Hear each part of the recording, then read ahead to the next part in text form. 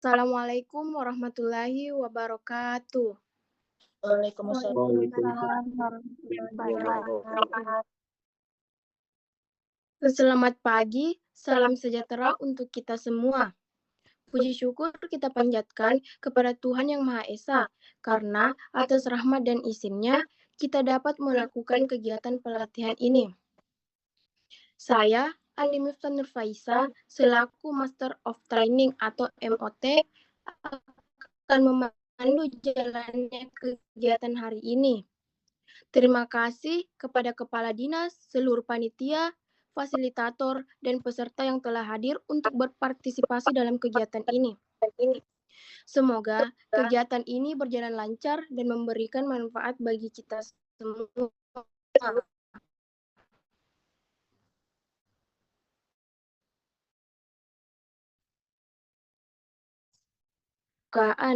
Yang kedua, sambutan oleh Ketua Panitia dan Kepala Dinas.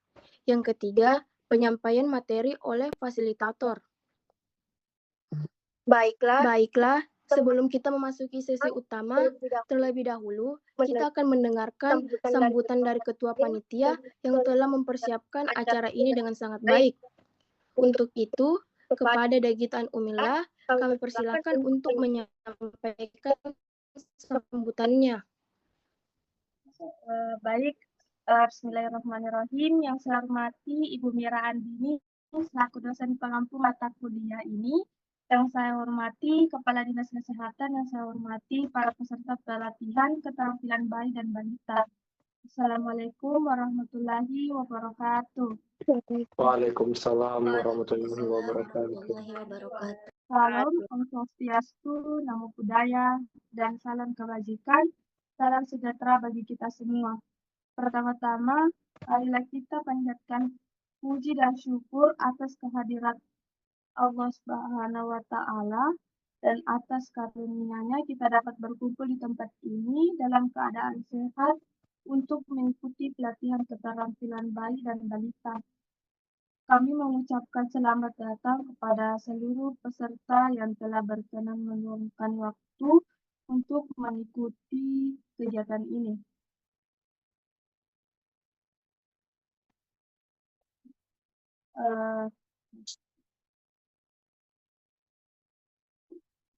Pelatihan ini diselenggarakan sebagai bentuk kepedulian terhadap peningkatan kualitas keterampilan bayi dan balita. Sebagaimana kita ketahui, bayi dan balita berada dalam masa emas pertumbuhan dan perkembangan. Melalui pelatihan ini, kita akan sama-sama mempelajari keterampilan dasar bayi dan balita. Kami juga mengucapkan terima kasih kepada narasumber dan instruktur yang telah bersedia berbagi ilmu. Semoga ilmu yang disampaikan dapat bermanfaat dan memberikan dampak positif bagi kita semua. Tak lupa saya mengucapkan permohonan maaf apabila dalam persiapan dan pelaksanaan kegiatan ini masih terdapat kekurangan. Semoga pelatihan ini berjalan lancar dan memberikan manfaat yang sebesar-besarnya bagi kita semua. Sekian laporan kami. Fastabiqul khairat hadanallahu wa iyyakum ajma'in. Wassalamualaikum warahmatullahi wabarakatuh. Waalaikumsalam warahmatullahi wabarakatuh. Terima kasih kepada Dagitan Umillah atas sambutannya. Selanjutnya, kita akan mendengarkan sambutan dari Bapak Saweri Gading Pasha sebagai Kepala Dinas yang akan memberikan arahan untuk membuka kegiatan ini. Kepada Bapak Saweri Gading Pasha, waktu dan tempat kami persilahkan. Baik, terima kasih. Bismillahirrahmanirrahim. Yang saya hormati Ibu Mira Andini selaku dosen pengampu mata kuliah pendidikan dan pelatihan gizi. Yang saya hormati Ketua Panitia dan Pelaksana Kegiatan. Yang saya hormati para peserta pelatihan gizi. Perkenalkan, saya atas nama Saweri Gading Pasha selaku Kepala Dinas Kesehatan. Assalamualaikum warahmatullahi wabarakatuh. Waalaikumsalam warahmatullahi wabarakatuh. Pertama-tama, marilah kita panjatkan puji dan syukur kehadirat Allah Subhanahu wa Ta'ala, karena atas limpahan rahmat dan karunia-Nya kita dapat berkumpul di tempat ini, yaitu dalam rangka dalam keadaan sehat untuk mengikuti pelatihan gizi. Selamat datang kepada seluruh peserta yang telah meluangkan waktu untuk mengikuti pelatihan ini. Dan terima kasih kepada para penyelenggara acara dan fasilitator atas kerja kerasnya dan ingin membagikan ilmunya kepada kami. Karena pelatihan ini sebagai bentuk kepedulian para kader jurusan gizi, melalui pelatihan ini semoga ilmu yang disampaikan dapat bermanfaat dan memberikan dampak positif bagi kita semua. Mungkin cukup sekian dari saya. Wabillahi taufiq wal hidayah. Wassalamualaikum warahmatullahi wabarakatuh. Waalaikumsalam warahmatullahi wabarakatuh. Terima kasih kepada Bapak Saweir Gading Pasha atas sambutan dan arahannya. Mari kita lanjut ke sesi berikutnya, yaitu penyampaian materi. Sebelum kita masuk ke materi yang akan disampaikan oleh fasilitator, kita akan mengawali dengan pretest terlebih dahulu. Pretest ini bertujuan untuk mengukur pemahaman awal kita terhadap materi yang akan dibahas. Silahkan isi pretest dengan tenang dan jujur. Waktu yang diberikan adalah 10 menit. Link pretest akan dikirim ke kolom chat, jadi dipersilahkan kepada para peserta untuk mengisi link tersebut. Terima kasih.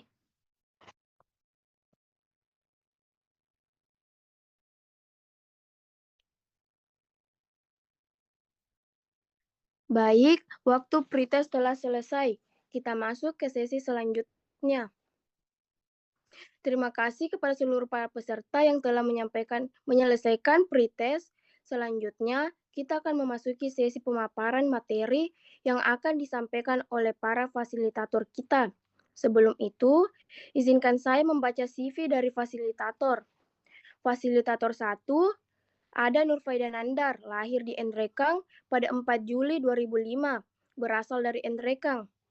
Merupakan mahasiswi prodi gizi dan dietetika di Poltekkes Makassar. Ada Wisama Nurul Ismi, lahir di Makassar pada 7 Maret 2005, berasal dari Maros. Merupakan mahasiswi prodi gizi dan dietetika di Poltekkes Kemenkes Makassar. Kepada fasilitator untuk memaparkan materinya.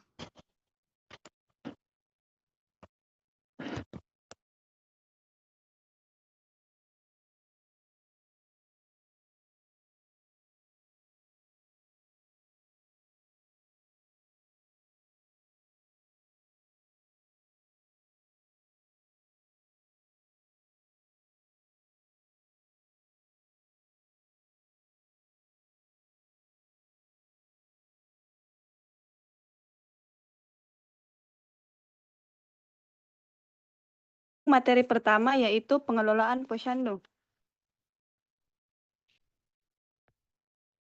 Tahap awal pengelolaan posyandu yaitu adalah perencanaan.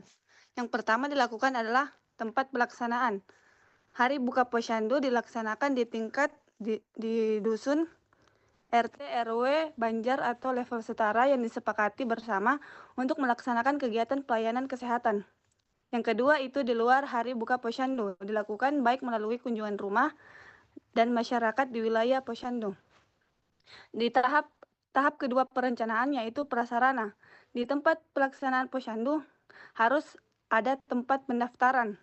Ada juga tempat penimbangan pengukuran panjang tinggi badan, lila, kepala perut. Yang ketiga itu harus ada tempat pencatatan hasil penimbangan. Yang keempat, pelayanan kesehatan, dan yang kelima, penyuluhan dan PMT.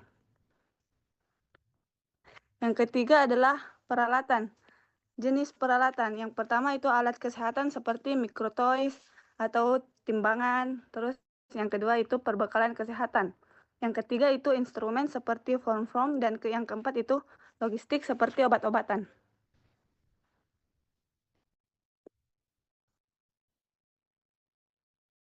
Selanjutnya pelaksanaan, sasaran, dan paket pelayanan kesehatan.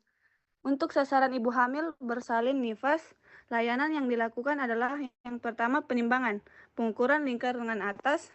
Yang kedua adalah penyuluhan, penggunaan buku KIA, isi peringku, pemeriksaan kehamilan dan nifas, minum tablet tambah darah, pemantauan tanda bahaya. Yang ketiga adalah pemantauan pemberian makanan tambahan lokal pada ibu hamil kek.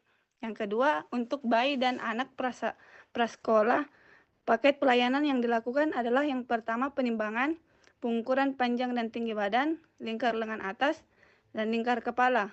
Yang kedua adalah penyuluhan penggunaan buku KIA, ASI, MPASI, kaya protein hewani, pentingnya imunisasi, vitamin A dan obat cacing, stimulasi perkembangan, dan pemantauan tanda bahaya. Yang ketiga adalah pemantauan pemberian makanan tambahan lokal pada balita masalah berat badan.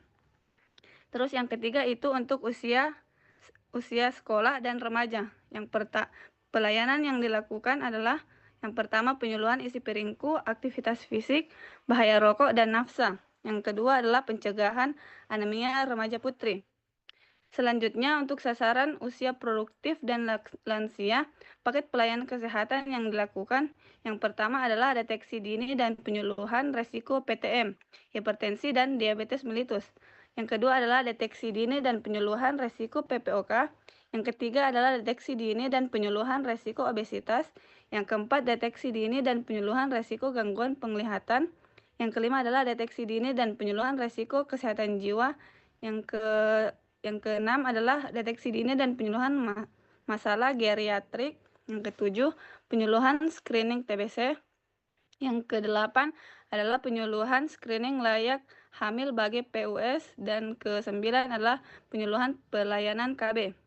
Untuk layanan lainnya bisa dilakukan yang pertama adalah pemeriksaan rapid diagnosis tes oleh tenaga kesehatan, gula darah, kolesterol darah, asam urat. Yang kedua adalah kunjungan rumah, dan yang terakhir adalah penggerakan masyarakat seperti kelas ibu hamil, kelas ibu balita, kegiatan pengembangan, pertemuan, forum desa, SMD, dan MMD.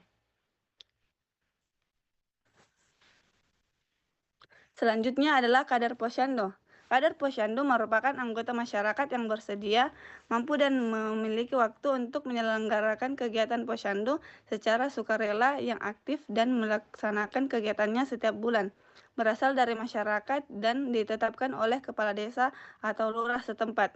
Peran Kader Posyandu yang pertama itu mendata. Yang kedua itu mendampingi pada saat pelaksanaan Posyandu. Yang ketiga adalah sebagai penyuluh. Keempat sebagai penggerak, dan yang kelima sebagai pelapor.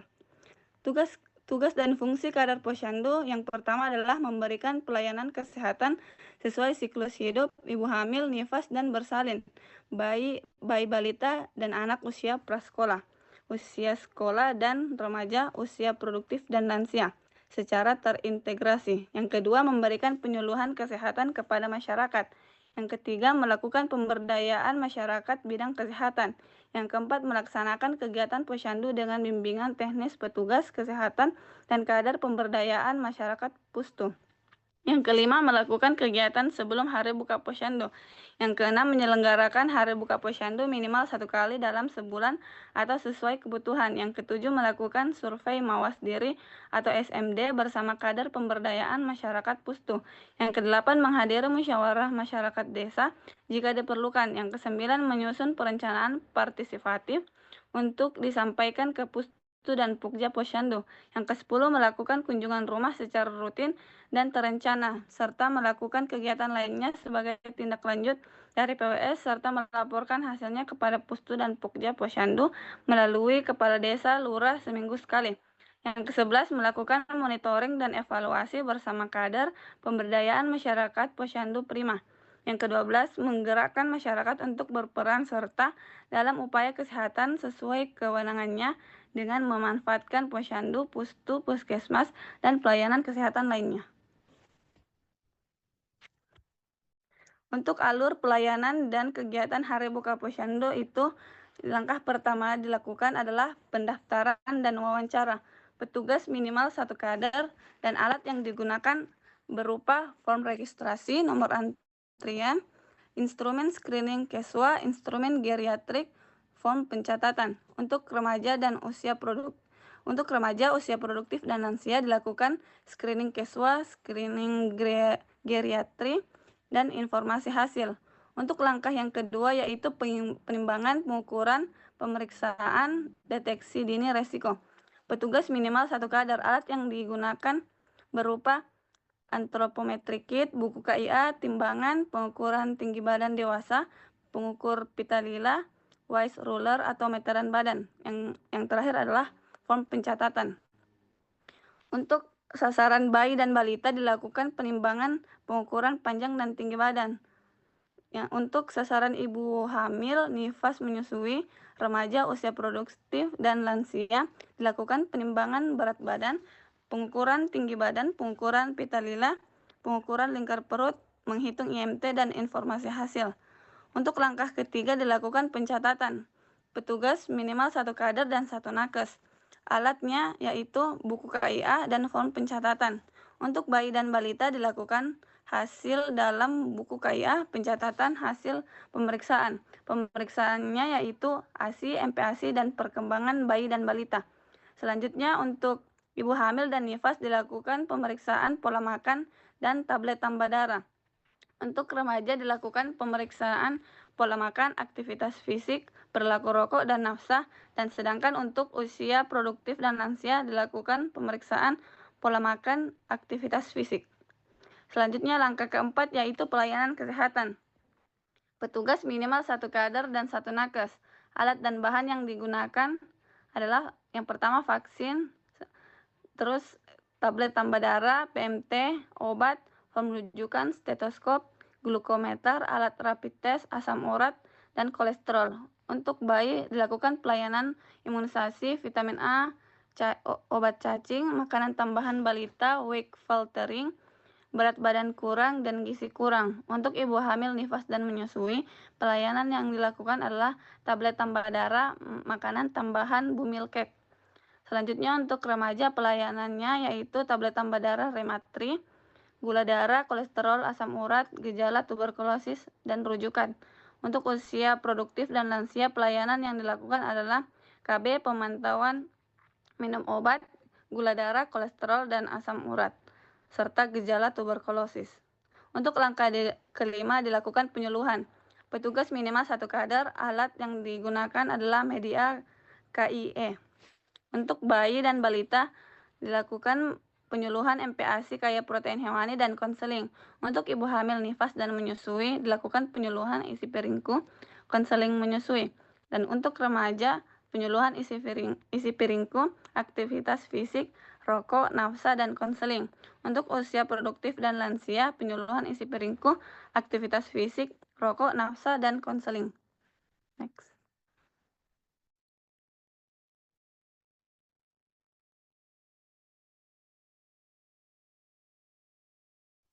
Selanjutnya yaitu peran kader posyandu. Yang pertama itu sebelum hari buka posyandu yang melakukan pendataan sasaran berkoordinasi dengan Dasawisma, ketua RT, RW, atau dusun.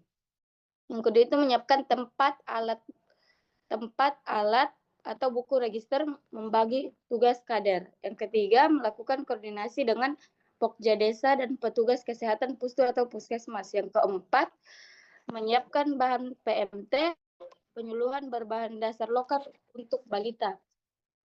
Yang kelima, pendekatan kepada tokoh masyarakat untuk menggerakkan masyarakat ke posyandu, RT, RW, atau dusun. Yang keenam, menginformasikan kepada masyarakat hari buka posyandu. Next.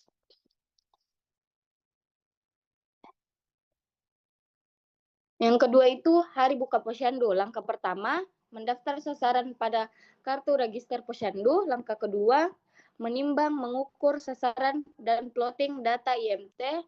Langkah ketiga, mencatat hasil penimbangan dan pengukuran pada buku KIA atau buku catatan kesehatan atau kartu pemeriksaan sasaran.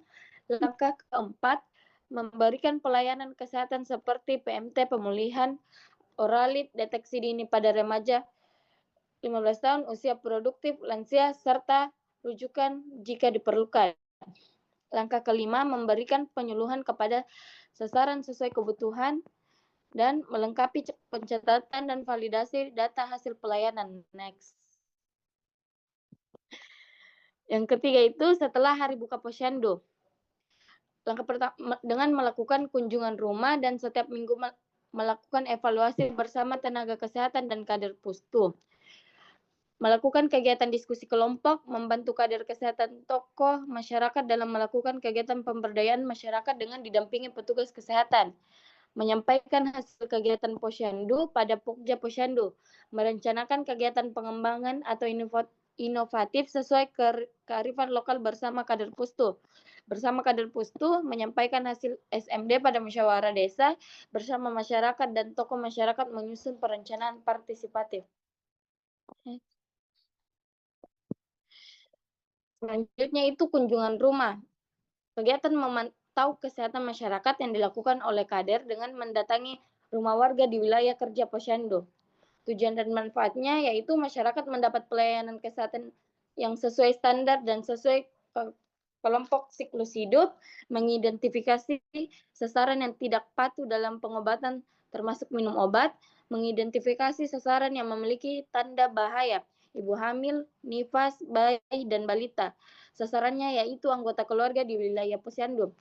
Adapun tugas kader, yang pertama melakukan kunjungan rumah secara rutin dan terencana, yang kedua memberikan penyuluhan atau edukasi kesehatan, yang ketiga mendampingi sasaran yang mempunyai masalah kesehatan, yang keempat melakukan pendataan dan pencatatan sederhana, yang kelima menggerakkan masyarakat untuk periksa kesehatan dengan memanfaatkan Posyandu, Pustu, Puskesmas, dan pelayanan kesehatan terdekat lainnya. Yang keenam, melaporkan hasil kunjungan rumah kepada tenaga kesehatan di Pustu dan Pokja tingkat desa atau kelurahan seminggu sekali. Next. Langkah-langkah kunjungan rumah. Yaitu pertama itu kita melakukan persiapan. Langkah pertama itu pengumpulan data sasaran jumlah kakak, yang kedua membagi tugas kunjungan rumah, yang ketiga menyusun jadwal kunjungan rumah dan kesepakatan dengan sasaran. Yang keempat, menyiapkan alat dan bahan seperti tanda pengenal kader, checklist per kelompok sasaran, buku KIA, kartu bantu pemeriksaan sasaran di Posyandu, buku percakapan kader, media KIE. Jenis-jenis form checklist yang pertama itu formulir data keluarga. Yang kedua, checklist sasaran seperti ibu hamil, ibu bersalin dan nifas, bayi balita, dan anak prasekolah, usia sekolah dan remaja, usia produktif, lanjut usia. Yang ketiga itu pengendalian penyakit menular TBC. Yang keempat, rekapitulasi hasil kunjungan rumah. Yang kelima, tindak lanjut kunjungan rumah. Yang dilakukan kedua itu pelaksanaan. Dalam pelaksanaan kunjungan rumah, kader melakukan pemantauan, wawancara, dan diskusi, membimbing, mengingatkan, mengapresiasi, dan memotivasi sasaran. Yang pertama itu melakukan saji, salam dan tanya kabar, ajak bicara, gunakan checklist sesuai kelompok sasaran, dan minta sasaran meminjamkan kakak dan menunjukkan buku catatan kesehatannya. Jelaskan dengan memberikan edukasi penyuluhan sesuai kebutuhannya dan berikan apresiasi jika perlu sasaran sesuai dengan harapan. Berikan motivasi untuk memberikan semangat pada sasaran agar berperilaku sesuai harapan. Ingatkan sasaran untuk menerapkan perilaku yang diharapkan dan mengakses Posyandu, Pustu, Puskesmas, Pasyankes terdekat lainnya. Yang kedua, laporkan ke tenaga kesehatan di Pustu jika ditemui permasalahan kesehatan yang harus ditindaklanjuti oleh nakes. Yang ketiga, rekap hasil kunjungan rumah dan laporkan ke Pustu. Langkah-langkah saji yaitu salam, ajak bicara, jelaskan dan bantu, ingatkan. Pencatatan dan pelaporan. Pencatatan manual, yang pertama itu Posyandu. Kartu pencatatan ibu hamil, melahirkan atau nifas, kartu pencatatan kesehatan bayi, balita, dan anak prasekolah, kartu pencatatan kesehatan anak usia sekolah dan remaja, kartu pencatatan kesehatan usia produktif dan lansia, kartu rekapitulasi hari buka. Itu jumlah sasaran, datang atau tidak, normal atau masalah. Yang kedua, kunjungan rumah menggunakan checklist per kelompok sasaran. Adapun pencatatan digital, saat ini sedang dikembangkan sistem informasi kesehatan secara online melalui ASIK aplikasi Sehat Indonesiaku. Pelaporan Posyandu akan terhubung dengan Pustu dan Puskesmas melalui data dashboard. Yang selanjutnya itu pelaporan. Pelaporan kegiatan Posyandu disampaikan kepada kepala desa dan sebagai Pokja Posyandu setiap bulan sesuai ketentuan. Kedua, pelaporan masalah kesehatan, kematian, dan kesakitan, serta KLB atau hasil kunjungan rumah di wilayah Posyandu disampaikan ke petugas kesehatan Pustu atau Puskesmas. Saran dari kami selanjutnya saya serahkan kepada MUT. Dapatkan materi dari fasilitator yang akan dipandu oleh fasilitator 2. Ada Afifah Munawwarah, lahir di Makassar pada 8 Maret 2005, berasal dari Makassar, yang merupakan mahasiswi Prodi Gizi dan Dietetika di Poltekkes Makassar. Ada Najwa Nadita Utami, lahir di Makassar pada 7 Mei 2005, berasal dari Jeneponto, yang merupakan mahasiswi Prodi Gizi dan Dietetika di Poltekkes Makassar. Dan ada Murti Amina Pratiwi, lahir di Makassar pada 25 Juni 2005, berasal dari Kabupaten Bone, yang merupakan mahasiswi Prodi Gizi dan Dietetika di Poltekkes Makassar. Kepada fasilitator untuk memaparkan materinya.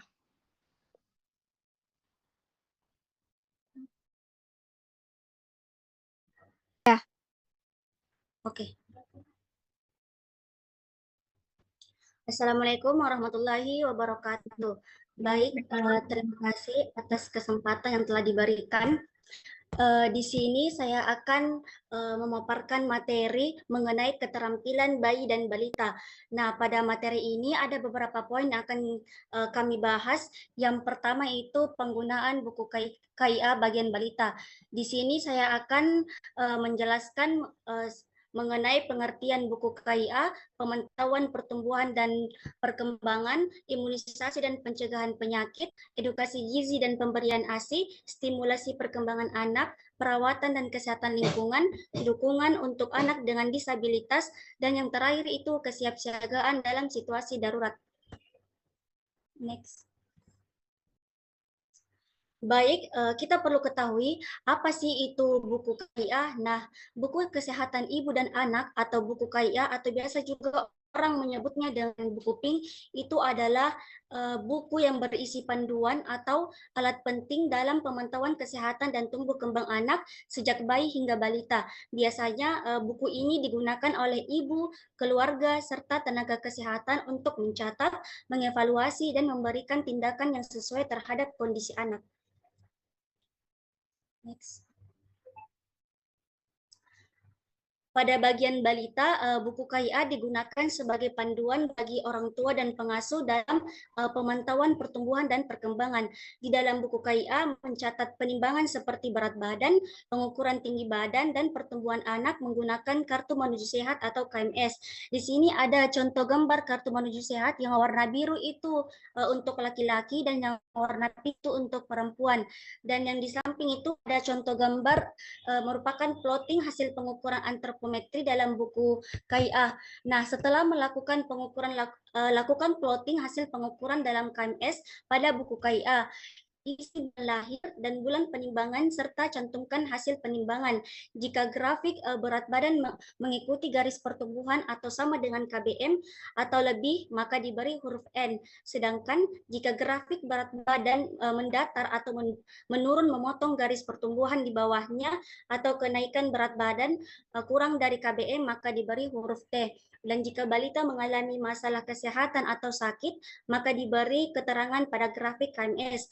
Jadi hasil pemantauan ini dapat membantu kita mendeteksi dini masalah pertumbuhan seperti gizi kurang ataupun stunting. Next.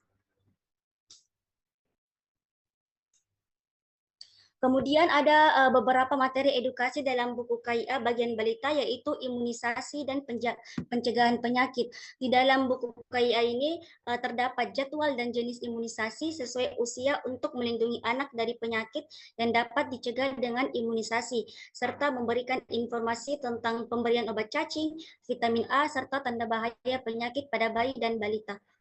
Next. Selanjutnya ada edukasi gizi dan pemberian ASI. Nah, pada buku KIA ini terdapat panduan pemberian ASI eksklusif selama 6 bulan pertama dan dilanjutkan dengan makanan pendamping ASI atau MPASI. Dan juga terdapat informasi tentang pola makan sehat dan seimbang untuk mendukung tumbuh kembang optimal. Nah, di sini ada contoh gambar pedoman gizi seimbang. Pada lapisan yang paling bawah itu terdapat aktivitas fisik dan kebiasaan hidup sehat seperti bermain sepak bola, berjalan, senam, bersepeda, menyapu, mencuci tangan, dan memantau berat badan. Kemudian lapisan kedua itu terdapat sumber karbohidrat 3-4 porsi. Lapisan ketiga terdapat sayur dan buah. Untuk sayur itu 3-4 porsi dan untuk buah itu 2-3 porsi. Kemudian pada lapisan keempat itu ada 2-4 porsi dan yang paling atas itu ada batasan mengonsumsi gula, garam, dan minyak. Untuk gula itu maksimal 4 sendok makan, garam itu maksimal 1 sendok teh, dan minyak itu maksimal 5 sendok makan. Next. Selanjutnya, stimulasi perkembangan anak. Pada buku KIA, membantu ibu dalam melakukan stimulasi perkembangan motorik dan kognitif anak melalui berbagai aktivitas sesuai usia, dan juga buku ini dilengkapi dengan panduan deteksi dini gangguan perkembangan anak. Adapun juga perawatan dan kesehatan lingkungan seperti memberikan edukasi tentang pentingnya lingkungan sehat dan bersih untuk mendukung tumbuh kembang anak, dan juga terdapat panduan dalam mengenali tanda-tanda bahaya kesehatan dan kapan harus membawa anak ke fasilitas kesehatan.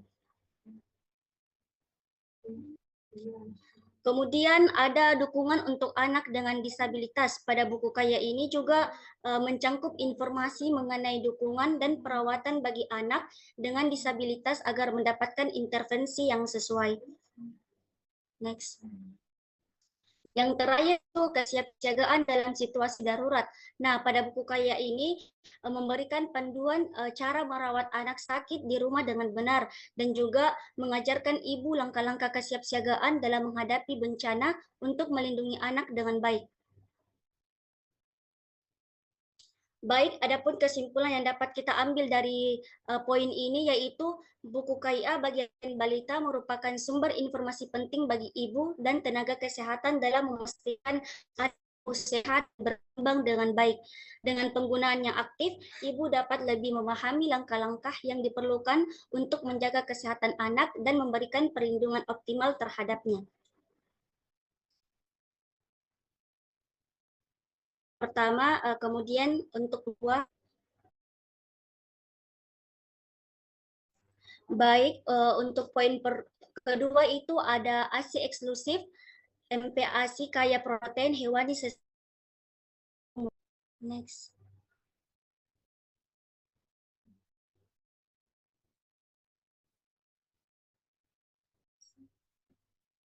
Pada poin ini yang akan saya jelaskan itu pengertian ASI eksklusif, manfaat ASI eksklusif, jenis-jenis ASI, tantangan dalam menyusui dan solusinya, dukungan lingkungan untuk keberhasilan ASI eksklusif, pengertian MPASI, dan yang terakhir rekomendasi pemberian MPASI kaya protein hewani sesuai umur. Nah, perlu kita ketahui apa itu ASI eksklusif.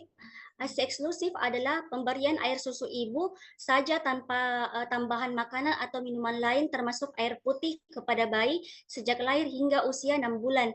Bayi hanya boleh menerima ASI dan obat-obatan tertentu jika diperlukan atas rekomendasi dengan tenaga kesehatan.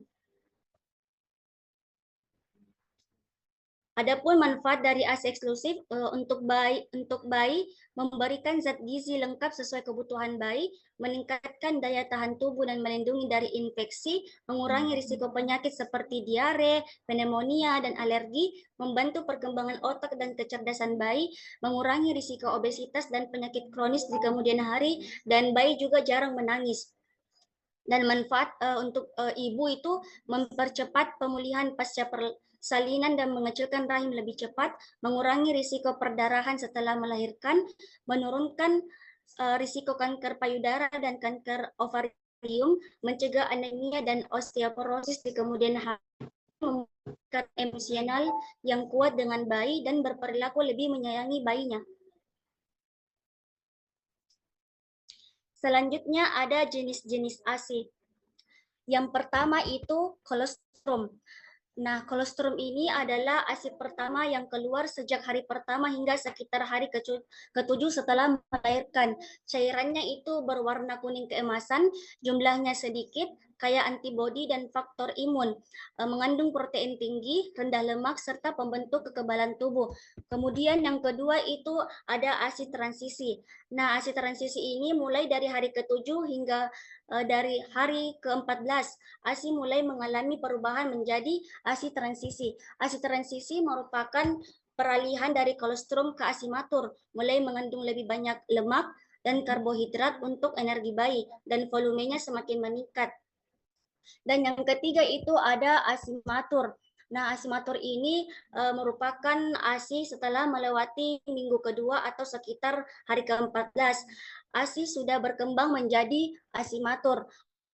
Warnanya lebih putih seperti susu, cairannya juga lebih cair dibandingkan kolostrum, mengandung karbohidrat, protein, lemak, vitamin, dan mineral, dan juga memiliki komposisi berubah sepanjang hari sesuai kebutuhan bayi.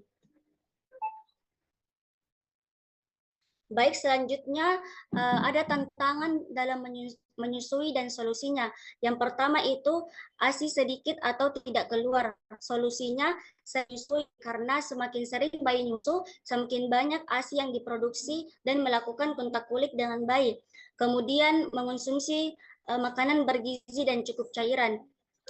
Yang kedua, puting lecet atau sakit saat menyusui. Adapun solusinya, pertama, pastikan bayi menempel dengan benar, bibirnya terbuka lebar dan mencangkup bagian areola, bukan hanya puting.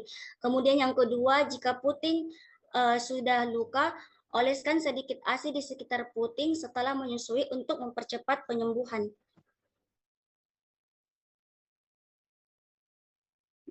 Next.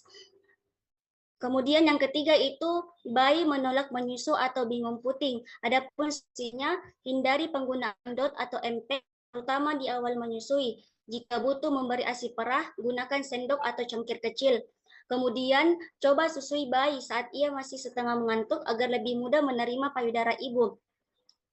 Tantangan yang selanjutnya itu tekanan sosial atau mitos. Adapun solusinya, yang pertama, edukasi keluarga dan lingkungan tentang pentingnya ASI eksklusif. Kemudian bergabung dengan komunitas ibu menyusui untuk dukungan moral. Baik, selanjutnya dukungan lingkungan untuk keberhasilan ASI eksklusif. Yang pertama itu keluarga, seperti suami, orang tua, dan anggota keluarga lain dapat membantu secara emosional, fisik, dan menghindari pemberian susu formula. Kemudian ada tenaga kesehatan dengan cara memberikan edukasi, konseling laktasi, dan membantu mengatasi masalah menyusui. Ada juga pada tempat kerja itu seperti menyediakan ruang laktasi, memberikan kebijakan cuti melahirkan, dan fleksibilitas kerja. Kemudian dukungan selanjutnya itu dari masyarakat dan pemerintah, seperti memberikan kampanye pentingnya ASI dan kebijakan mendukung ibu menyusui, serta fasilitas ruang laktasi di tempat umum. Baik, perlu kita ketahui apa sih itu MPASI. Nah, MPASI adalah makanan pendamping ASI yang diberikan kepada bayi setelah berusia 6 bulan. MPASI ini diberikan untuk memenuhi kebutuhan gizi bayi yang tidak lagi dapat dipenuhi oleh ASI. Adapun rekomendasi pemberian MPASI kayak protein hewani sesuai umur. Next. Baik, di sini terdapat contoh poster isi piringku untuk bayi usia 6-8 bulan, jenis makanan pendamping ASI atau MPASI pada bayi usia 6-8 bulan itu terdiri dari makanan pokok, lauk hewani, lemak, sayur, dan buah yang perlu diberikan tepat waktu, dimulai saat bayi usia 6 bulan dengan memperhatikan kebersihan dan diberikan secara terjadwal dan menyenangkan kepada bayi. Kebutuhan MPASI adalah 30% dengan kebutuhan ASI adalah 70%. MPASI perlu cukup kandungan gizi dengan kebutuhan 200 kalori yang diberikan 2-3 kali sebagai makanan utama dan 1-2 kali sebagai makanan selingan. Adapun tekstur atau konsistensinya mulai dengan bubur kental atau makanan keluarga yang dilumatkan 2-3 sendok makan setiap kali makan. Baik, untuk bayi usia 9 sampai 11 bulan itu jenis makanan pendamping ASI pada bayi usia 9 sampai 11 bulan terdiri dari makanan pokok, lemak, sayur, dan buah dengan memperhatikan kebersihan dan diberikan secara terjadwal dan menyenangkan kepada bayi. Kebutuhan MPASI adalah 50% dengan kebutuhan ASI adalah 50%. MPASI perlu cukup kandungan gizi dengan kebutuhan kurang lebih 300 kalori yang diberikan 3-4 kali sebagai makanan utama dan 1-2 kali sebagai makanan selingan. Adapun tekstur atau konsistensi makanannya itu dicincang halus dan makanan yang dapat dipegang bayi. 1/2 sampai 3/4 mangkuk dengan ukuran 250 ml atau 125 sampai 200 ml. Next. Kemudian untuk bayi usia 12 sampai 23 bulan itu jenis makanan pendamping ASI pada bayi usia 12 sampai 23 bulan terdiri dari makanan pokok, lauk hewani, lemak, sayur, dan buah dengan memperhatikan kebersihan dan diberikan secara terjadwal dan menyenangkan kepada bayi. Kebutuhan MPASI adalah 70% dengan kebutuhan ASI adalah 50%. MPASI perlu cukup kandungan gizi dengan kebutuhan 550 kalori yang diberikan 3-4 kali sebagai makanan utama dan 1-2 kali sebagai makanan selingan. Adapun tekstur atau konsistensinya seperti makanan keluarga 3/4 sampai 1 mangkuk dengan ukuran 250 ml. Baik, untuk balita usia 2-5 tahun itu prinsip makanan pada balita usia 2-5 tahun terdiri dari makanan pokok, lauk hewani, lauk nabati, lemak, sayur, dan buah dengan memperhatikan kebersihan, cukup kandungan gizi, dan cukup cairan 5-7 gelas per hari. Pemberian makan untuk balita usia 2-5 tahun diberikan 3-4 kali sebagai makanan utama dan 1-2 kali sebagai makanan selingan. Kesimpulan dari poin tadi, materi tadi itu, ASI eksklusif penting bagi bayi hingga usia 6 bulan karena mengandung zat gizi lengkap yang mendukung pertumbuhan, kekebalan tubuh, dan perkembangan otak, serta memberikan manfaat kesehatan bagi ibu. Setelah usia 6 bulan, bayi membutuhkan MPASI yang kaya protein hewani untuk memenuhi kebutuhan gizinya dengan tekstur dan porsi yang disesuaikan dengan usia. Dengan dukungan dari keluarga, tenaga kesehatan, pekerja, dan pemerintah sangat berperan penting dalam keberhasilan ASI eksklusif serta pemberian MPASI yang optimal bagi pertumbuhan bayi. Baik, terima kasih. Itu saja yang dapat saya sampaikan. Poin selanjutnya akan dijelaskan oleh rekan saya. Poin ketiga, keterampilan bayi dan balita. Penimbangan pengukuran panjang atau tinggi badan dan lingkar kepala serta lingkar lengan atas. Next.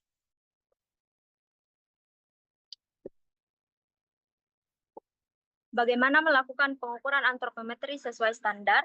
Yang pertama, penimbangan berat badan bayi dan balita. Kedua, pengukuran panjang badan. Ketiga, pengukuran tinggi badan. Keempat, pengukuran lingkar kepala. Dan kelima, pengukuran lingkar lengan atas. Next. Adapun alat antropometri yang digunakan yaitu baby scale dan timbangan berat badan balita, alat ukur panjang badan infantometer, alat ukur tinggi badan stadiometer, dan alat ukur lingkar lengan atas dan lingkar kepala. Next. Pertama, penimbangan berat badan bayi menggunakan baby scale. Langkah-langkahnya, memastikan bayi memakai pakaian seminimal mungkin, tidak memakai popok, dan tidak memegang sesuatu. Letakkan bayi di atas mangkok timbangan bayi hingga angka berat badan muncul pada layar timbangan. Tekan tombol unit hold hingga tulisan hold pada display berhenti berkedip untuk mendapatkan berat bayi. Keempat, catat berat badan bayi dalam satuan kilogram. Next.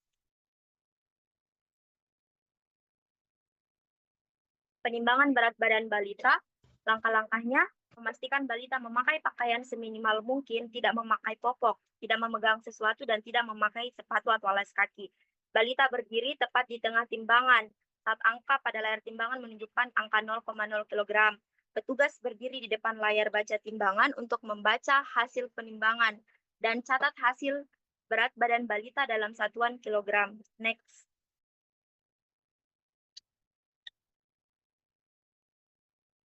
Mengukur panjang badan balita.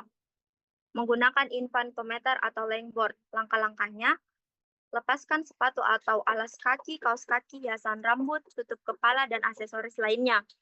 Kedua, balita dibaringkan telentang pada papan dengan puncak kepala menempel pada panel bagian kepala. Pengukuran dilakukan oleh 2 orang.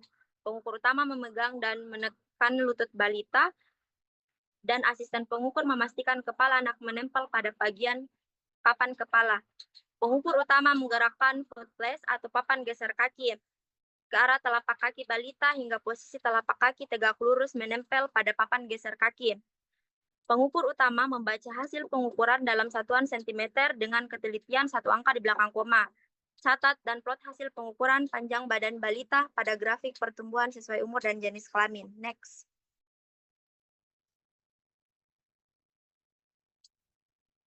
Kesalahan yang sering terjadi yaitu anak masih memakai topi atau penutup kepala, posisi pengukur dan asisten pengukur tidak tepat, anak menangis sehingga susah meluruskan kaki. Next.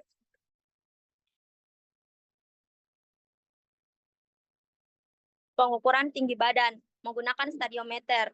Langkah-langkahnya, lepaskan sepatu atau alas kaki, kaos kaki, hiasan rambut, tutup kepala, dan aksesoris lainnya. Kedua, pengukuran dilakukan oleh 2 orang. Pengukur utama memposisikan balita berdiri tegak, membelakangi tiang ukur. Ketiga, asisten pengukur memastikan bagian tubuh balita menempel di 5 titik, yaitu belakang kepala, punggung, bokong, betis, dan tumit. Posisi kepala balita dipastikan berada dalam Frankfurt horizontal plane, yaitu garis imajiner yang ditarik dari liang telinga ke batas bawah orbita. Tangan kiri pengukur utama memegang dahu balita dan melihat skala ukur. Pengukur utama menarik head slider atau papan geser kepala pada stadiometer sampai menyentuh puncak kepala. Pengukur utama membaca angka dan catat dan plot hasil pengukuran tinggi badan balita. Next. Ini adalah gambar pengukuran tinggi badan yang benar. Next. Pengukuran lingkar kepala. Pertama, lepaskan tutup kepala hiasan aksesoris yang dikenakan balita. Alat pengukur dilingkarkan pada kepala balita melewati dahi, di atas alis mata, di atas kedua telinga, dan bagian belakang kepala yang menonjol. Tarik agak kencang. Baca angka yang tertera dan catat hasil pengukuran lingkar kepala balita. Next. Pengukuran lingkar lengan atas. Pertama, tentukan titik tengah lengan atas dengan cara tekuk lengan balita hingga membentuk sudut 900, telapak tangan menghadap ke atas, cari titik ujung bahu dan ujung siku lengan. Ukur panjang antara kedua titik tersebut dan bagi 2 untuk mendapat nilai tengah.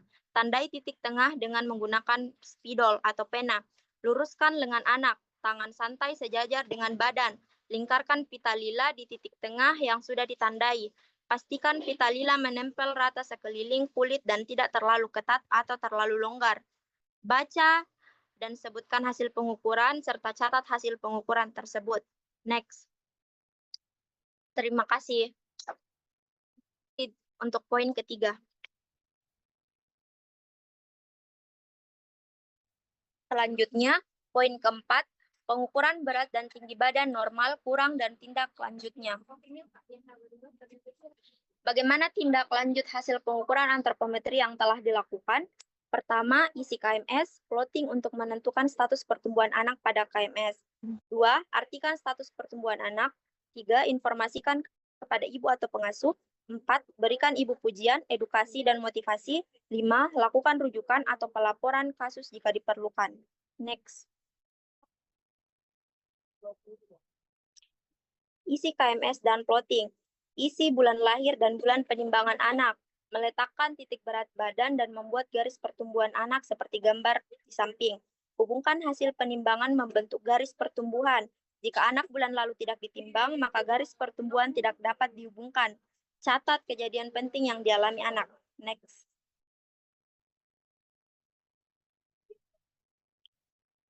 Hasil pengukuran dan plotting berat badan pada KMS.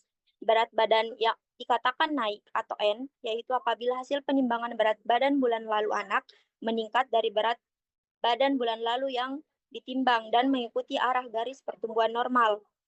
Berat badan tidak naik terbagi menjadi 3. Yang pertama, berat badan naik tidak adekuat, yaitu apabila berat badan anak bulan lalu kenaikannya tidak cukup sesuai usia dan jenis kelaminnya. Berat badan tetap yaitu apabila hasil penimbangan berat badan anak pada bulan lalu sama dengan hasil timbangan berat badan anak pada bulan ini. Ketiga, berat badan turun yaitu apabila hasil penimbangan berat badan anak menurun dibandingkan berat badan bulan lalu. Next. Status pertumbuhan dan tindak lanjut.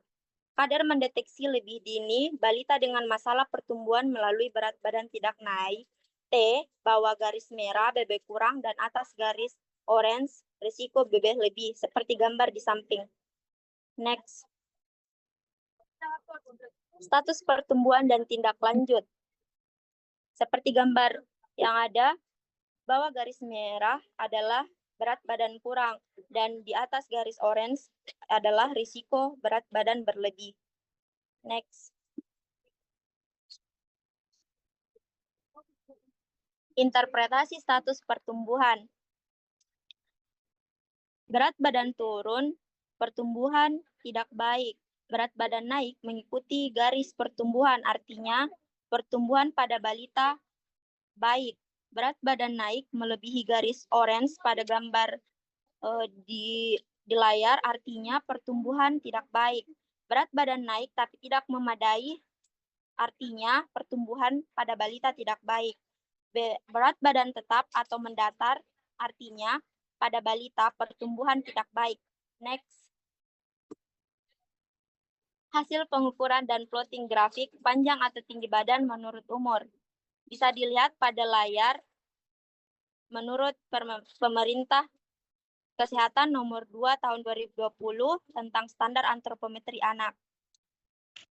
Next.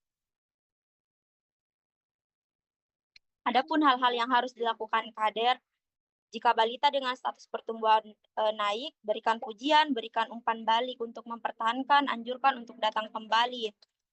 Jika balita dengan status pertumbuhan naik, tetapi tren pertumbuhannya naik terus-menerus mendekati garis orange, berikan nasihat tentang aktivitas fisik, tetap berikan pujian dan anjurkan untuk datang kembali. Jika balita dengan status pertumbuhan naik, tetapi garis pertumbuhannya di atas garis orange, berikan nasihat tentang aktivitas fisik sesuai usia balita, laporkan ke tenaga kesehatan dan anjurkan untuk evaluasi 2 minggu. Jika tidak ada perbaikan, segera rujuk. Tetap berikan pujian, edukasi tentang makanan dan aktivitas fisik, anjurkan untuk datang kembali. Jika balita dengan status pertumbuhan tidak naik, tanyakan dan catat keadaan balita bila ada keluhan. Berikan penjelasan tentang kemungkinan penyebab berat badan tidak naik tanpa menyalahkan ibunya. Laporkan ke tenaga kesehatan, tetap berikan pujian dan anjurkan untuk datang kembali.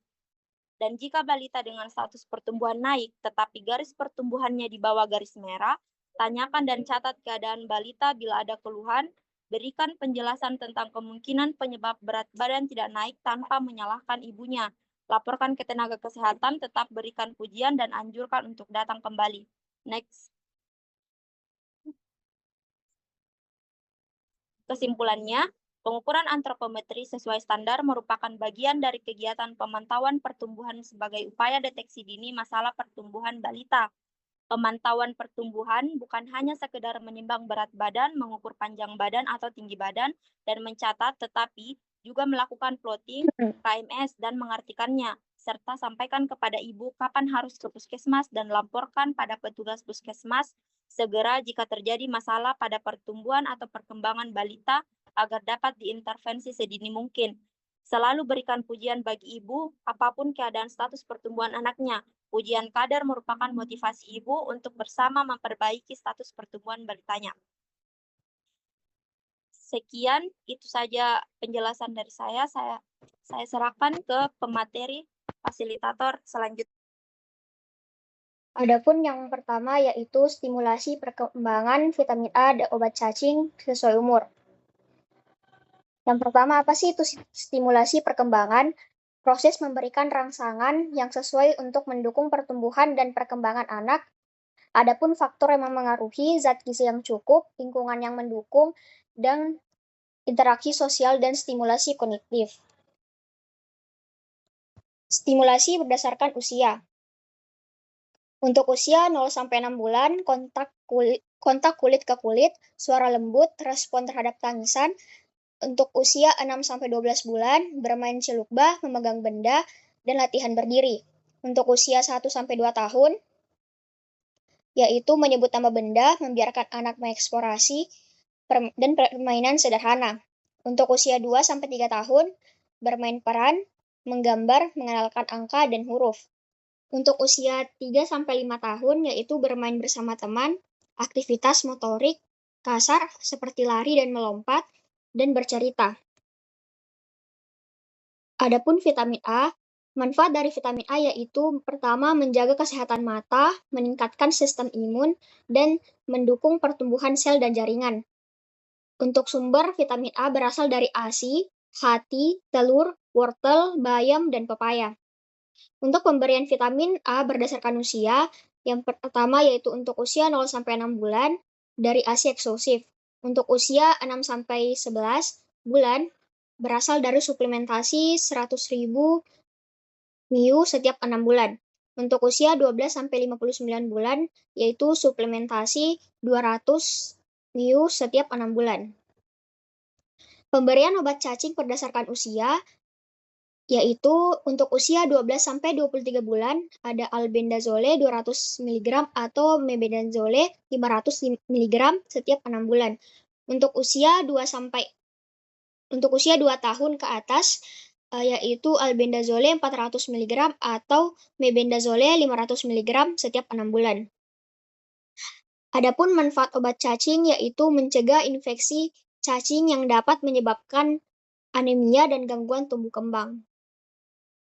Di sini ada form yang diharapkan untuk kader mengisi saat perawatan bayi umur 29 hari sampai 3 bulan. Ada perawatan bayi umur 3-6 bulan dan perawatan bayi 12-18 bulan yang diharapkan diisi oleh ibu. Terima kasih. Untuk poin ke-6, layanan imunisasi rutin lengkap dan penyakit yang dapat dicegah dengan imunisasi atau PD3I, hepatitis, difteri, campak, rubella, dan diare. Yang pertama, imunisasi. Imunisasi adalah pemberian vaksin untuk membentuk kekebalan tubuh terhadap penyakit tertentu. Layanan imunisasi rutin lengkap bertujuan melindungi masyarakat dari penyakit menular yang berbahaya, terutama yang dapat dicegah dengan vaksin. Layanan imunisasi rutin lengkap terdiri dari imunisasi dasar untuk bayi dan imunisasi lanjutan untuk anak sekolah serta dewasa. Jenis vaksin yang diberikan melindungi dari berbagai penyakit seperti hepatitis B, difteri, tetanus, pertusis, polio, campak, rubella, dan lainnya. Penyakit yang dapat dicegah dengan imunisasi PD3I, yang pertama ada hepatitis B, penyakit hati akibat virus hepatitis B yang menular melalui cairan tubuh. Pencegahan dilakukan dengan vaksin HBO segera setelah lahir. Yang kedua ada difteri, infeksi bakteri yang menyebabkan selaput tebal di tenggorokan bisa berakibat fatal dicegah dengan vaksin DPT HB-Hib. Yang ketiga ada campak, penyakit virus yang sangat menular dengan gejala demam dan ruam merah bisa menyebabkan komplikasi serius seperti pneumonia dan radang otak. Pencegahannya dengan vaksin campak rubella. Yang keempat ada rubella, infeksi virus ringan pada anak tetapi berbahaya bagi ibu hamil karena dapat menyebabkan kelainan bawaan pada janin dan pencegahan dengan vaksin campak rubella. Yang kelima ada diare atau rotavirus, infeksi virus yang menyebabkan diare berat dan dehidrasi pada bayi dan anak kecil. Pencegahannya dapat dilakukan dengan vaksin rotavirus. Adapun tantangan dan upaya peningkatan cakupan imunisasi, beberapa tantangan dalam imunisasi adalah hoaks, kurangnya kesadaran, dan keterbatasan akses. Upaya peningkatan mencakup edukasi, kampanye imunisasi, dan layanan imunisasi berbasis sekolah. Di sini ada form pelayanan imunisasi yang diisi oleh tenaga kesehatan dan informasi imunisasi dasar bayi dan balita. Terima kasih. Saya serahkan kembali ke MOT. Materi dari fasilitator yang akan dipandu oleh Fatimah Az-Zahra, lahir di Pindrang pada 9 Mei 2005, berasal dari Pindrang, yang merupakan mahasiswi prodi Gizi dan Dietetika di Poltekkes Makassar. Ada Ilva Ramadhani, lahir di Makassar pada 2 November 2004, berasal dari Makassar, yang merupakan mahasiswi prodi Gizi dan Dietetika di Poltekkes Makassar, kepada fasilitator untuk memaparkan materinya.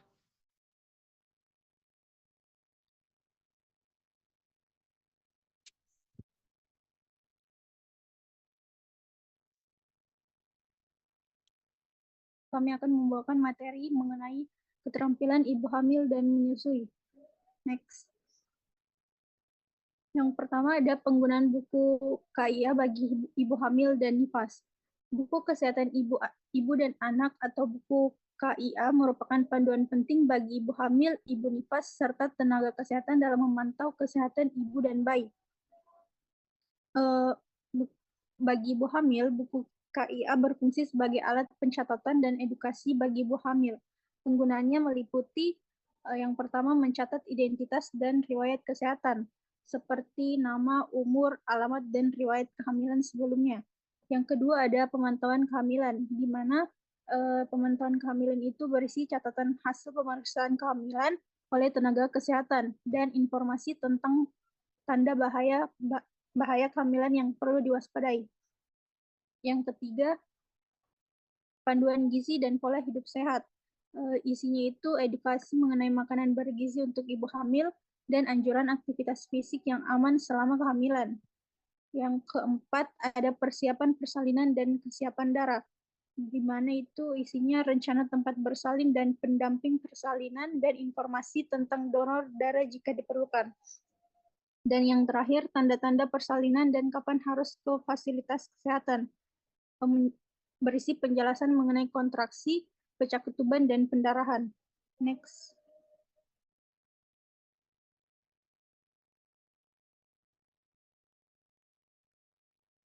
Bagi ibu nifas, setelah persalinan, buku KIA tetap digunakan untuk memastikan ibu nifas mendapatkan perawatan yang optimal, termasuk yang pertama pemantauan kesehatan ibu nifas.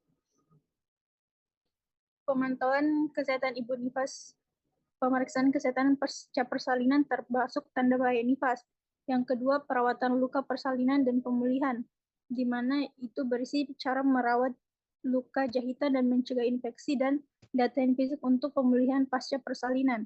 Yang ketiga, pentingnya ASI eksklusif dan menyusui. Itu dijelaskan bagaimana teknik menyusui yang benar dan cara menangani masalah menyusui seperti puting lecet atau ASI kurang.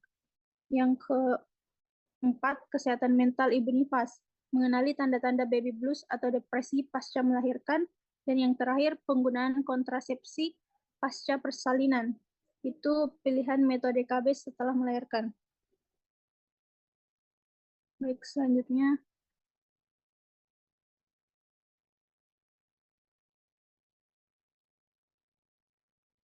Dapat dilihat di sini komposisi isi piring bagi ibu hamil. Untuk makanan pokok itu, untuk di trimester 1 itu 5 porsi per hari dan 6 porsi per hari untuk trimester 2 dan 3. Pada protein nabati dan protein hewani, 4 porsi per hari untuk trimester 1, 2, dan 3. Untuk buahnya itu 4 porsi per hari untuk trimester 1, 2, dan 3 juga. Untuk sayur, 4 porsi per hari untuk trimester 1, 2, dan 3. Dianjurkan minum air putih sebanyak 8-12 gelas per hari. Dan tidak lupa untuk mengonsumsi tablet tambah darah 1 butir setiap hari selama kehamilan. Next.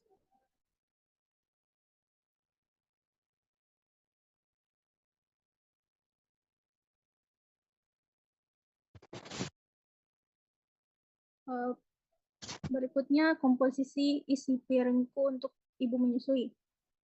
Makanan pokoknya itu 6 porsi per hari, untuk protein nabati dan protein hewani itu 4 porsi per hari, buah 4 porsi per hari, sayuran sama juga 4 porsi per hari, dan air putih 14 gelas per hari pada 6 bulan pertama dan 12 gelas per hari pada 6 bulan kedua. Next.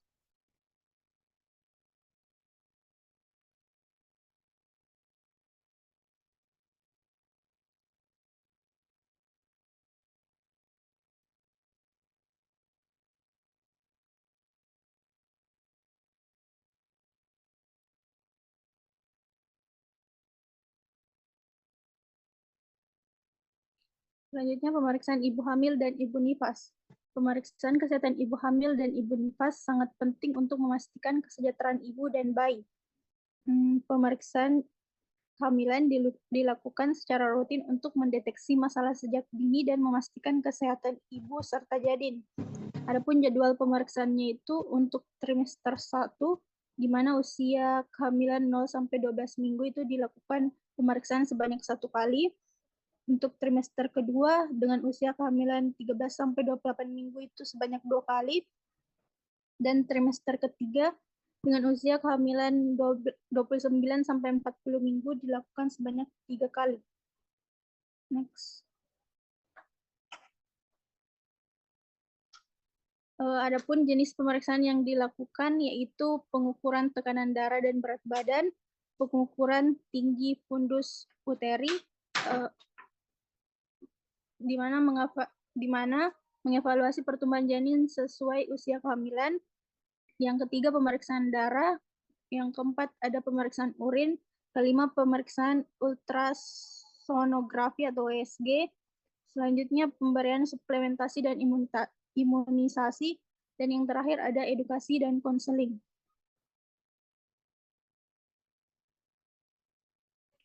Selanjutnya pemeriksaan ibu nifas, di mana pemeriksaan nifas bertujuan untuk memastikan pemulihan ibu setelah melahirkan dan mendeteksi komplikasi pasca persalinan. Adapun jadwal pemeriksaannya 48 jam setelah persalinan, di mana itu mengevaluasi kondisi ibu 6 hari setelah melahirkan, memantau pemulihan luka dan kesehatan ibu 2 minggu setelah melahirkan, menilai kondisi fisik dan psikologis ibu 6 minggu setelah melahirkan, pemeriksaan menyeluruh sebelum ibu kembali ke aktivitas normal.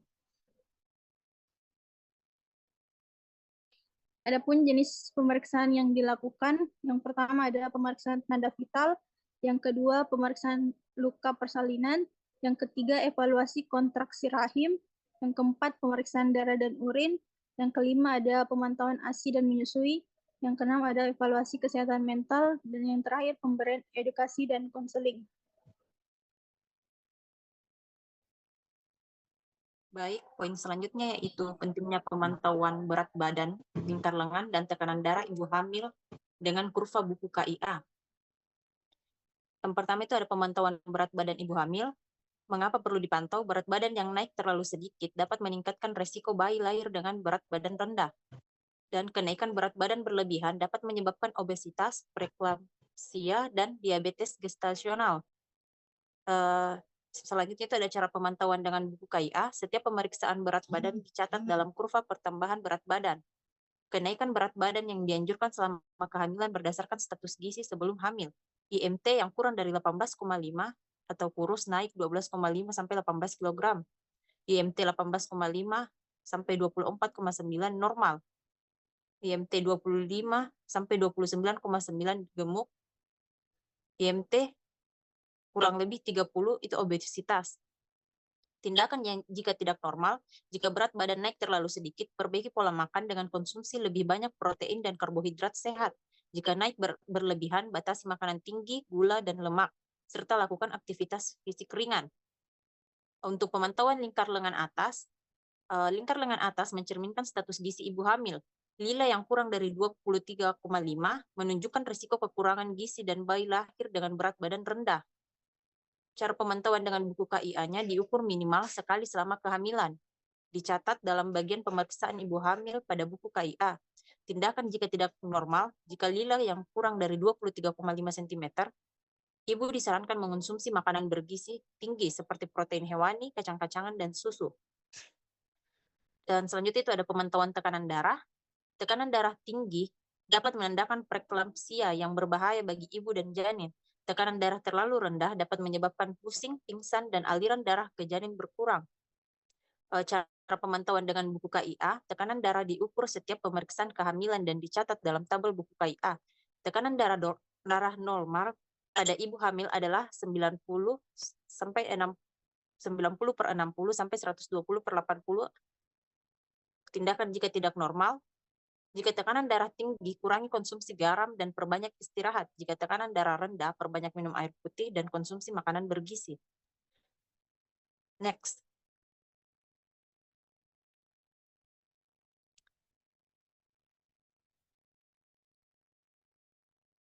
Selanjutnya ada anjuran minum tablet tambah darah setiap hari selama hamil.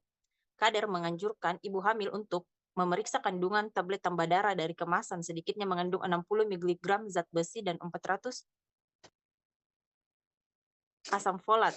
Minum tablet tambah darah setiap hari selama kehamilan, mencatat pada kartu kontrol minum tablet tambah darah setelah minum tablet tambah darah. Adapun next, manfaat rutin minum tablet tambah darah bagi ibu dan janin mencegah anemia kehamilan dan komplikasi saat melahirkan, mendukung pertumbuhan janin yang sehat, mengurangi risiko kelahiran prematur dan bayi BBLR, membantu pemulihan ibu setelah melahirkan. Next. Selanjutnya, pemantauan tanda bahaya ibu hamil, ibu nifas, tanda bahaya pada ibu hamil, pendarahan dari jalan lahir, sakit kepala dan gangguan penglihatan, tekanan darah tinggi, gerakan janin berkurang atau tidak terasa, nyeri perut hebat, demam tinggi dan menggigil, ketuban pecah sebelum waktunya, mual dan muntah berlebihan, bengkak pada wajah, tangan atau kaki secara berlebihan. Tanda bahaya pada ibu nifas itu pendarahan banyak atau berkepanjangan, demam tinggi dan menggigil, nyeri perut hebat, keluar cairan berbau busuk dari jalan lahir, payudara bengkak, kemerahan atau nyeri hebat, nyeri saat buang air kecil, bengkak pada kaki disertai nyeri, merasa sangat sedih atau tidak mau merawat bayi. Baik, saya kembalikan kepada MOT.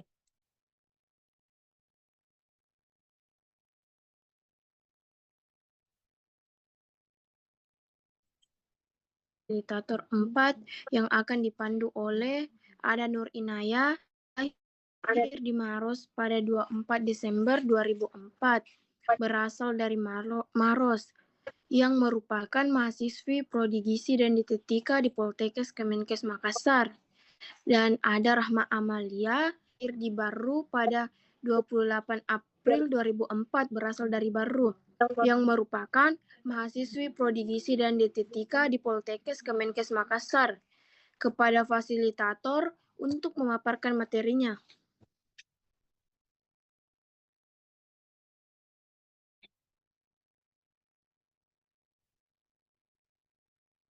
Baik, terima kasih kepada atas kesempatan yang telah diberikan. Adapun materi yang akan saya paparkan pada hari ini yaitu isi piringku dan aktivitas fisik untuk hidup sehat. Adapun beberapa pokok pembahasan yang akan saya bahas pada hari ini yaitu penjelasan seputar isi piringku dan aktivitas fisik. Yang kedua, komposisi isi piringku. Yang ketiga, tumpeng gizi seimbang. Dan yang terakhir, gizi remaja. Next. Jadi, isi piringku ini adalah pedoman Kementerian Kesehatan untuk konsumsi makanan bergizi seimbang dengan piring terdiri dari setengah sayur dan buah, serta setengah makanan pokok dan lauk pauk. Aktivitas fisik. Aktivitas fisik penting untuk gaya hidup sehat dan keseimbangan energi. Kementerian Kesehatan merekomendasikan minimal 30 menit per hari untuk aktivitas seperti berjalan, bersepeda, atau olahraga lainnya. Next.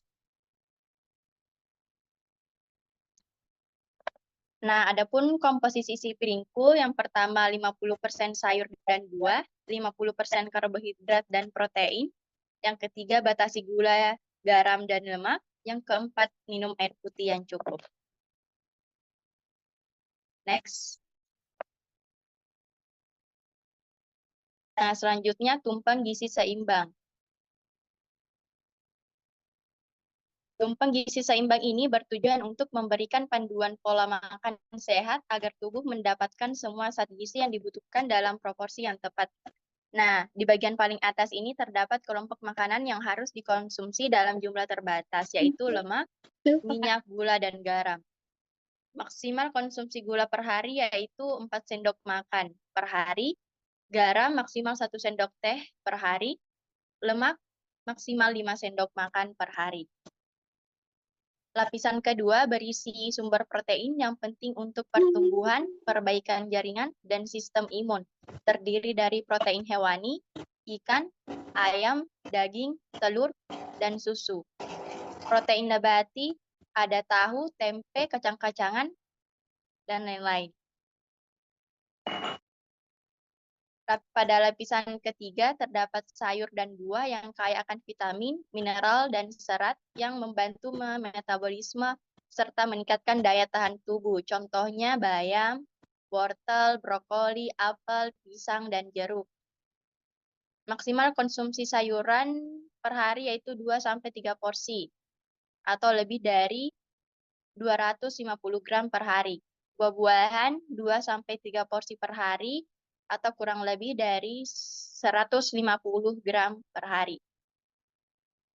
Pada lapisan keempat terdapat karbohidrat yang merupakan sumber energi utama, yang dimana makanan pokok itu dikonsumsi sebanyak 3-8 porsi per hari atau sesuai dengan kebutuhan energi. Contohnya 1 porsi 100 gram nasi atau 1/2 piring.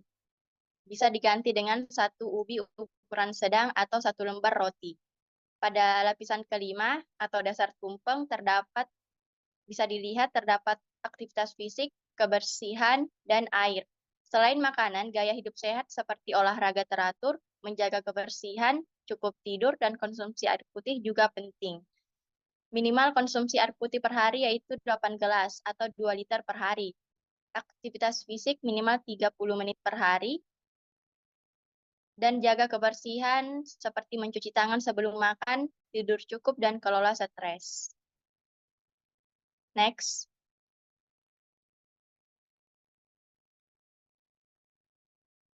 Selanjutnya pesan isi piringku. Makanan yang kita makan dalam isi piringku sangat mempengaruhi sistem di dalam tubuh, termasuk sistem kekebalan tubuh yang akan melindungi kita dari penyakit. Jadi isi piringku ini merupakan slogan yang menggambarkan porsi makan dalam satu piring, yaitu 50% sayur dan buah, dan 50% sisanya karbohidrat dan protein. Next. Gizi remaja. Remaja harus menerapkan isi piringku dengan memperhatikan aktivitas fisik harian, kombinasi makanan sehat, dan gerakan aktif membantu dalam mencapai berat badan ideal, meningkatkan daya tahan tubuh, dan mendukung perkembangan fisik serta mental yang optimal. Next. Kecukupan gizi pada remaja. Untuk remaja, kebutuhan gizi dihitung berdasarkan jenis kelamin dan usia. Dalam AKG 2019 diketahui laki-laki dengan kelompok umur 10-18 tahun mempunyai kecukupan energi sebesar 2.000-2.650 kilokalori. Sedangkan perempuan dengan kelompok umur yang sama sebesar 1.900-2.100 kilokalori. Kebutuhan energi karbohidrat yaitu 50-60%, protein 10-20%, sedangkan total lemak sebesar 20-30%. Next. Prinsip makanan remaja. Yang pertama, makanan yang beragam. Perhatikan aktivitas fisik. Yang ketiga, minum air putih 8 gelas per hari. Yang keempat, selalu sarapan pagi. Yang kelima, banyak makan buah dan sayur.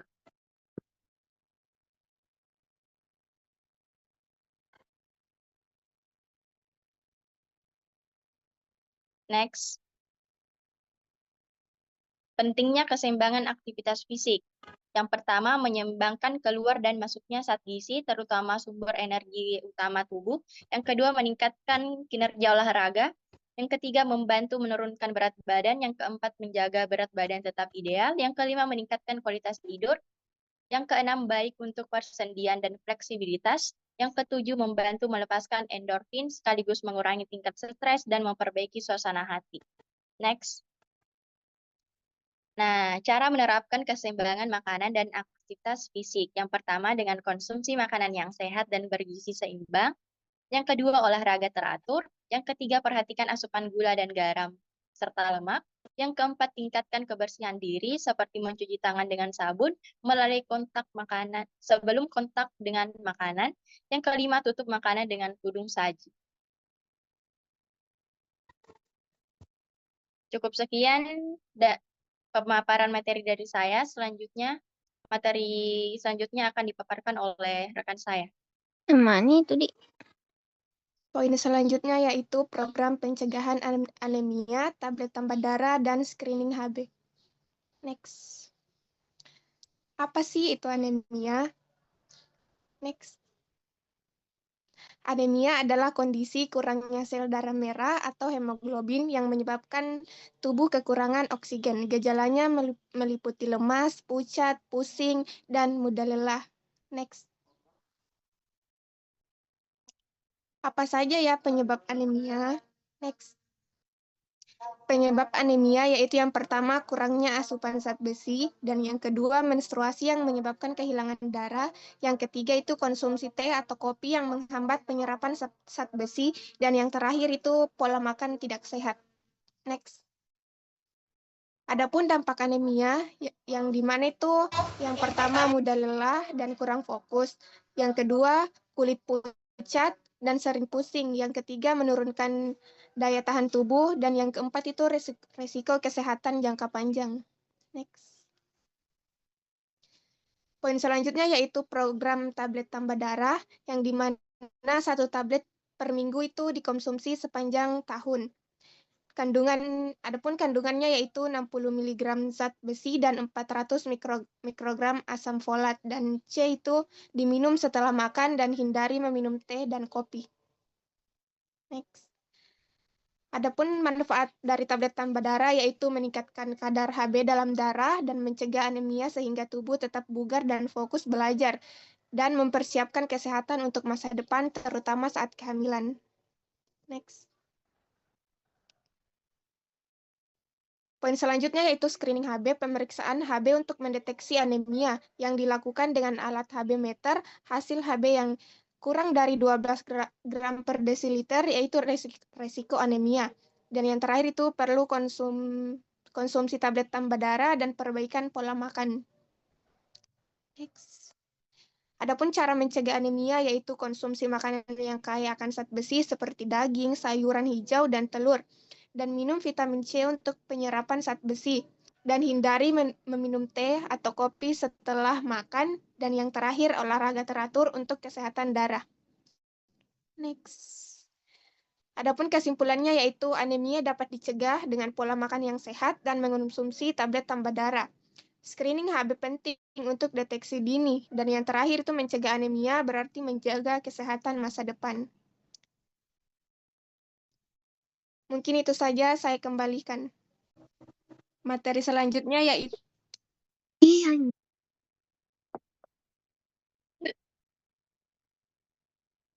Materi selanjutnya yaitu bahaya merokok, nafsa, dan kehamilan. Materi selanjutnya yaitu merokok, nafsa, dan kehamilan remaja. Pokok pembahasannya yaitu yang pertama definisi dan kandungan rokok, dan yang kedua dampak merokok kesehatan sosial, ekonomi, dan yang ketiga itu pencegahan dan solusi, yang keempat bahaya nafsa, yang lima penyebab kehamilan remaja, yang keenam dampak kehamilan remaja, kesehatan psikologis, sosial, dan ekonomi, dan yang terakhir itu upaya pencegahan. Adapun latar belakangnya yaitu masalah merokok, nafsa atau narkotika, psikotropika, dan zat adiktif, dan kehamilan remaja semakin meningkat terutama di kalangan generasi muda. Dampaknya tidak hanya bagi individu tetapi juga keluarga dan masyarakat. Tujuan presentasi ini memberikan pemahaman tentang bahaya dan cara pencegahannya. Yang pertama itu bahaya merokok. Merokok adalah kebiasaan menghirup asap dan produk tembakau yang dibakar. Adapun kandungan berbahaya dalam rokok yang pertama itu nikotin yang menyebabkan kecanduan, dan yang kedua itu formaldehida dan amonia yang bersifat racun dan karsinogenik. Yang ketiga itu karbon monoksida yang mengganggu transportasi oksigen dalam darah. Yang terakhir itu tar yang menyebabkan kanker. Adapun dampak merokok bagi kesehatan yaitu yang pertama jangka pendek, napas pendek, batuk kronis, tekanan darah meningkat, dan yang kedua itu jangka panjang yang dimana penyakit jantung dan stroke, kanker paru-paru, dan mulut, gangguan reproduksi, dan impotensi. Dan yang selanjutnya itu dampak merokok bagi lingkungan dan orang sekitar. Perokok pasif, orang yang menghirup asap rokok beresiko terkena penyakit yang sama. Limbah rokok mencemari lingkungan dan butuh waktu lama untuk terurai. Poin selanjutnya saya serahkan ke rekan saya. Baik, selanjutnya ada upaya pencegahan dan solusi. Yang pertama, edukasi sejak dini tentang bahaya rokok. Yang kedua, kampanye anti rokok dan kawasan anti rokok. Yang ketiga, yaitu dukungan untuk berhenti merokok melalui terapi dan konseling. Next.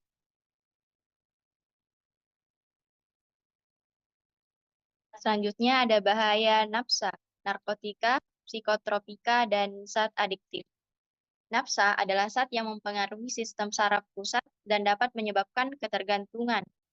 Nah, adapun jenis-jenis nafsa, yang pertama narkotika, ada heroin, morfin, ganja. Yang kedua ada psikotropika, ada ekstasi, sabu, dan LSD. Yang ketiga zat adiktif lainnya seperti alkohol, lem, obat-obatan terlarang. Next. Dampak nafsa bagi kesehatan. Yang pertama, dapat menyebabkan kerusakan otak dan gangguan mental. Yang kedua, menyebabkan gangguan fungsi jantung, paru-paru, dan hati. Yang ketiga, overdosis yang dapat menyebabkan kematian. Next. Nah, selanjutnya dampak sosial dan hukum. Yang pertama, hancurnya hubungan keluarga dan pertemanan. Yang kedua, meningkatnya tindak kriminal seperti pencurian dan kekerasan. Yang ketiga, hukuman berat bagi pengguna dan pengedar narkoba. Next. Cara pencegahan dan penanggulangan. Yang pertama, yaitu pentingnya peran keluarga dalam memberikan pendidikan dan pengawasan. Yang kedua, kampanye bahaya nafsa di sekolah dan di masyarakat. Yang ketiga, rehabilitasi bagi pengguna agar bisa pulih kembali. Next. Nah, definisi dan fakta kehamilan remaja. Kehamilan yang terjadi pada perempuan usia 10-19 tahun. Kebanyakan terjadi di Indonesia. Faktanya, angka kehamilan remaja di Indonesia masih tinggi. Yang kedua, banyak remaja yang tidak memiliki pengetahuan tentang kesehatan reproduksi. Yang ketiga, kehamilan remaja yang sering menyebabkan putus sekolah dan masalah ekonomi. Next. Penyebab kehamilan remaja yang pertama, kurangnya pendidikan seksual seperti tidak memahami cara mencegah kehamilan. Yang kedua, pengaruh pergaulan dan media seperti terpapar konten seksual tanpa edukasi yang benar. Yang ketiga, faktor keluarga dan ekonomi seperti keluarga yang tidak harmonis dan kemiskinan yang meningkatkan resiko. Next. Dampak kehamilan remaja. Ada 3 dampak pada kehamilan remaja. Yang pertama itu dampak kesehatan, beresiko terjadinya keguguran dan kelahiran prematur. Yang kedua, preeklamsia dan komplikasi saat melahirkan. Dampak kedua yaitu dampak psikologis. Yang pertama ada stres, depresi, kecemasan tinggi. Yang kedua ada stigma sosial dari lingkungan sekitar. Dampak ketiga ada dampak sosial dan ekonomi seperti putus sekolah atau peluang kerja rendah, ada beban finansial dan ketidakstabilan rumah tangga. Next. Nah, kesimpulan. Kesimpulan yang bisa kita ambil dari materi ini yaitu merokok, nafsa, dan kehamilan remaja memiliki dampak serius bagi individu dan masyarakat. Pencegahan harus melibatkan keluarga, sekolah, pemerintah, dan masyarakat. Edukasi yang benar dan pendekatan yang tepat sangat penting untuk melindungi generasi muda. Cukup sekian pemaparan materi yang bisa saya sampaikan. Saya kembalikan kepada moderator. Kita akan mendapatkan materi dari fasilitator 5 yang akan dipandu oleh ada Sian Radina, lahir di Kolonodale pada 10 Oktober 2004, berasal dari Kolonodale, Morowali Utara, yang merupakan mahasiswi prodi gizi dan dietetika di Poltekkes Makassar. Ada Monica Palindangan, lahir di Makassar pada 26 Agustus 2005, berasal dari Makassar, yang merupakan mahasiswi prodi gizi dan dietetika di Poltekkes Makassar. Kepada fasilitator untuk memaparkan materinya.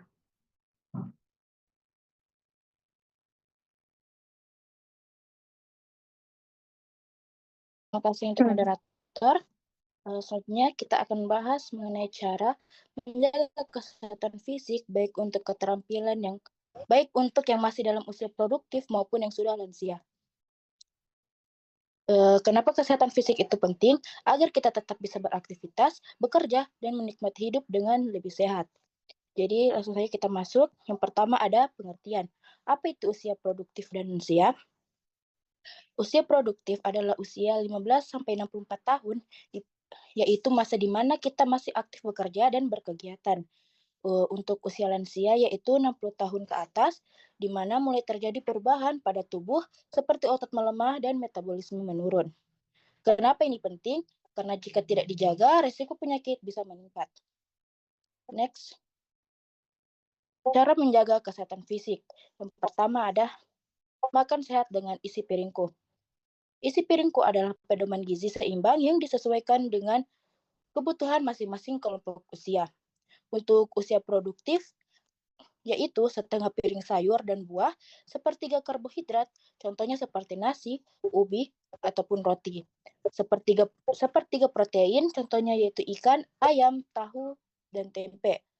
Untuk usia lansia, itu tambah protein karena otot mulai melemah, lansia butuh lebih banyak protein dari ikan, ayam, telur, atau tahu tempe untuk mencegah sarkopenia. Selanjutnya, aktivitas fisik. Untuk usia produktif, minimal 150 menit per minggu, contohnya seperti jalan cepat, bersepeda, ataupun berenang. Untuk lansia, aktivitas lebih ringan seperti jalan kaki, yoga, atau senam lansia supaya tetap kuat dan seimbang. Selanjutnya, rutin cek kesehatan. Untuk usia produktif, bisa cek tekanan darah, gula darah, lingkar perut, dan kolesterol. Untuk lansia, tambah cek kepadatan tulang, risiko jatuh, dan fungsi kognitif. Next. Ini adalah contoh isi piringku yang dimana ada makanan pokok, lauk pauk, buah-buahan, dan sayuran. Next.